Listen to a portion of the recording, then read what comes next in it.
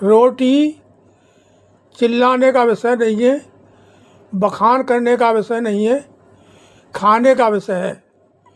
उससे भूख बुझती है। इसी तरह से पानी भी चिल्लाने का विषय नहीं है, बखान करने का नहीं है, सिर्फ पानी पीने से प्यास बुझती है। इसी तरह से जो ईश्वर है, जो परमात्मा है, वो चिल्लाने का और गाने का विषय नहीं है, वो सिर्फ अनुभव करने का विषय है। जब हम उसका अनुभव करेंगे तो हमारी मन की भूख, आत्मा की प्यास समाप्त होगी। आज जो समाज में फैल रहा है, लोग ईश्वर परमात्मा के बारे में समझा रहे हैं और फिर लोग संगीत में गा रहे हैं, और इसीलिए आदमी अशांति में भाग दौड़ कर रहा है, क्योंकि अनुभव कोई करा नहीं रहा है।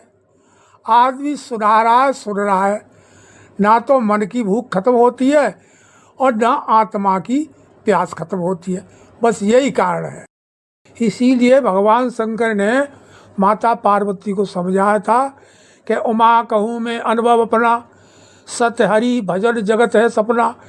कि हे देवी, ये संसार एक स्वप्न के समान है, हरि का भजन ही सत्य है। ये मेरे अनुभव की बात है, और यही अनुभव भगवान श्री कृष्ण ने अर्जुन को कराया। तब अर्जुन की बात समझ में आई। इसलिए जब तक आप अनुभव नहीं करोगे, तब तक आपका मन कभी शांत नहीं हो सकता, न आत्मा की भूख खत्म होगी, चाहे कहीं भी दौड़ भाग करते रहो। ये हमारे धर्मशास्त्रों का निचोड़ है। मृग नाभि कुंडल बसै, मृग ढूंढे वन माय, ऐसे ही घट घट ब्रह्म है, दुनिया जानत ना है। मृग की नाभि के अंदर में कस्तूरी होती है, मृग अभागा जंगलों में भटकता फिरता है। इसी तरह से हर मानव के हृदय में परम तत्व परमात्मा निवास कर रहा है, और मानव मंदिरों में, मस्जिदों में, तीर्थों में भाग रहा है, दौड़ रहा है और मनमानी भक्ति कर रहा है। किसी सद्गुरु के शरणागत होकर के वो ज्ञान प्राप्त कर ले तो कुछ सारी दुविधा खत्म हो जाएगी। लेकिन अहंकार मनुष्य का झुकने नहीं देता, यही मनुष्य का दुर्भाग्य है।